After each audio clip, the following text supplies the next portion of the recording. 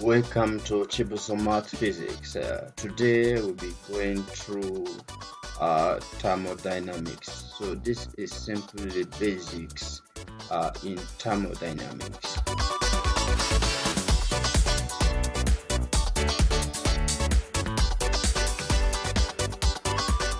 Okay, so when we talk about thermodynamics, what actually are we talking about? You see, we have learned about heat, and we've learned about internal energy.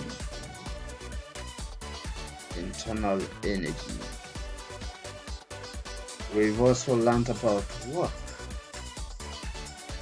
We also know how these three things are related and how we can bring them together to form a system. But before going any further, we might need to define what exactly is thermodynamics. Thermodynamics is a process that brings about change in the state of a system. So we can say that it is a process that brought about change in a system. That's exactly what we mean when we refer to thermodynamics. Now, which quantities determine the state of the system? When we talk about the quantity that determine the state of a system, we are actually referring to quantities like pressure. We talk about pressure, we talk about volume. We also talk about temperature.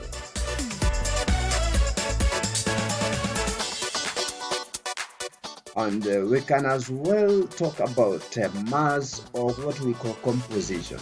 So we can have mass or composition.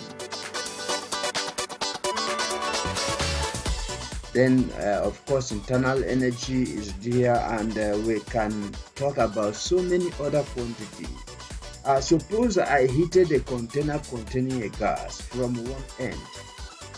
Initially, the temperature will not be the same everywhere, but finally it will reach an equilibrium.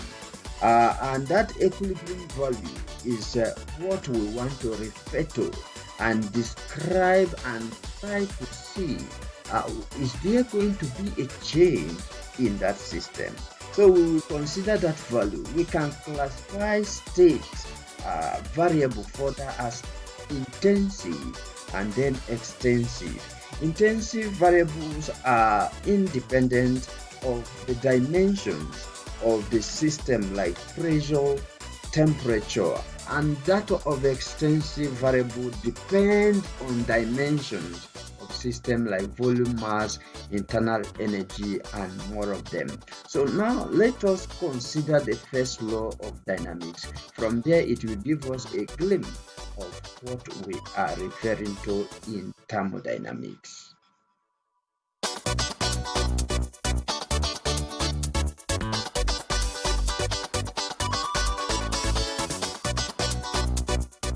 The first law of thermodynamics will move and try to answer what is the first law, or it try to relate heat, internal energy, and work.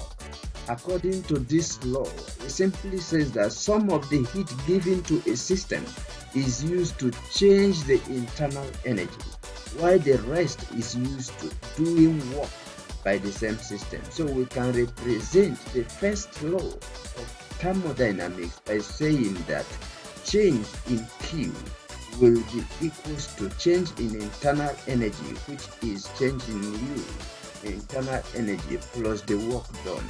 And this is the first law of thermodynamics.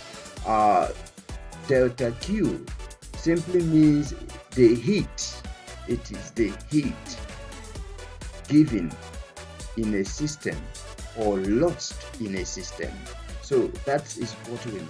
And change in Q, of course, change in U, I mentioned it is about the internal energy, the change in internal energy.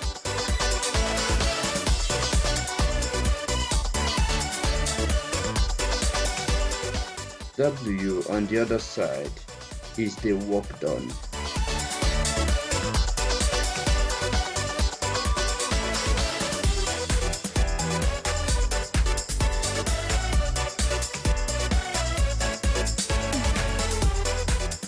Having gone through the first law of thermodynamics, let us now consider the Ruit Law of Thermodynamics.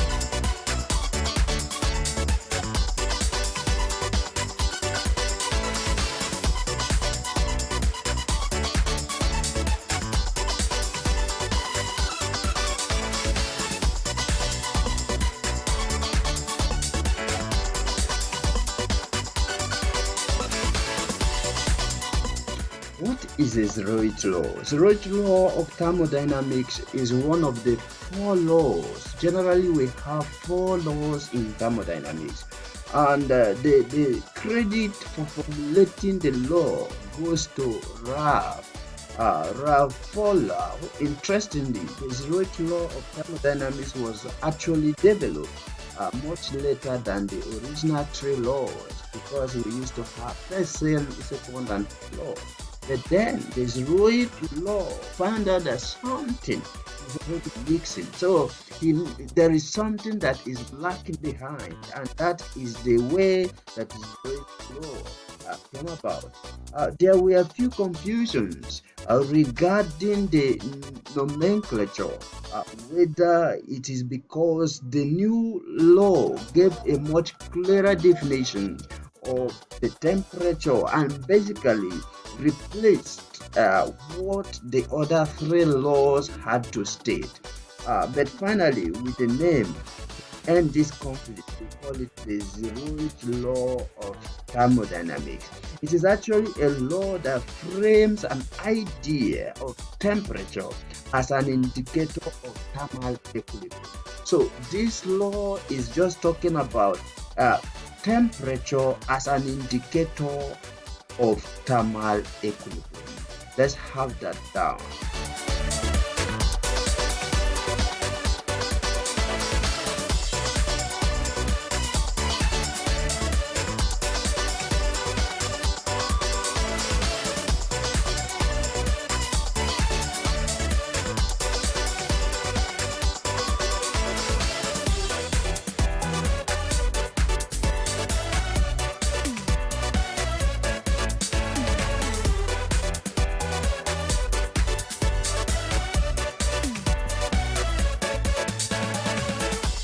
So what exactly is the Ruit law? The Ruit law says that when a body, like we have body A here, is in thermal equilibrium with another body, let's say that body is body B, and also these 2 bodies separately in thermal equilibrium with another body that is here, and that is body C, then we can say that both body A and B are also in thermal equilibrium with body C.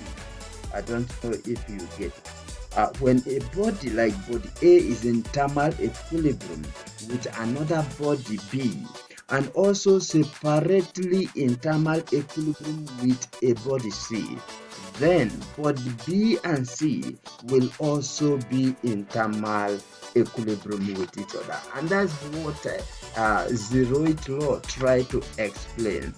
This statement actually defines the Ruit law thermodynamics. The law is based on temperature measurement. Assuming that we have this body here, and we can have A to be here.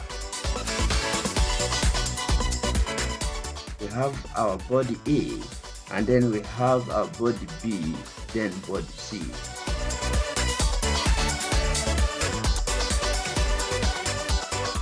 It says that if 2 systems are in thermal equilibrium with a 3rd system, assuming that A is in thermal equilibrium with the third system, which is C, it simply means that they are also in thermal equilibrium with even B. So we can say that if A is in thermal equilibrium with B and A is also in thermal equilibrium with C, this simply means that B and C are also in thermal equilibrium. And this is just a way of explaining what happened during temperature measurement. There are also various ways to state the Ruit law of thermodynamics. However, in simple terms, it can be said that systems that are in thermal equilibrium exist at same temperature. That's exactly the point that we are trying to make, that systems that are in thermal equilibrium with each other, they have the same temperature. Remember, we are talking about temperature measurement. It is all about temperature. Ruit law of thermodynamics takes into account that temperature is something worth measuring because it actually predicts whether the heat will transfer between objects or not. This is regardless of how the object interacts.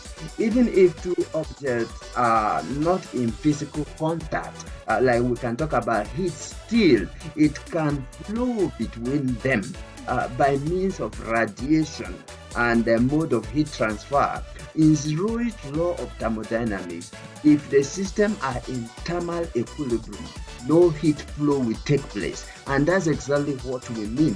In the next video, I'll be taking you through the thermal equilibrium, where we are going to discuss extensively about the properties that we can distinguish. Temperature is one of the properties that distinguish thermodynamics from other sciences, and we shall be dealing with it.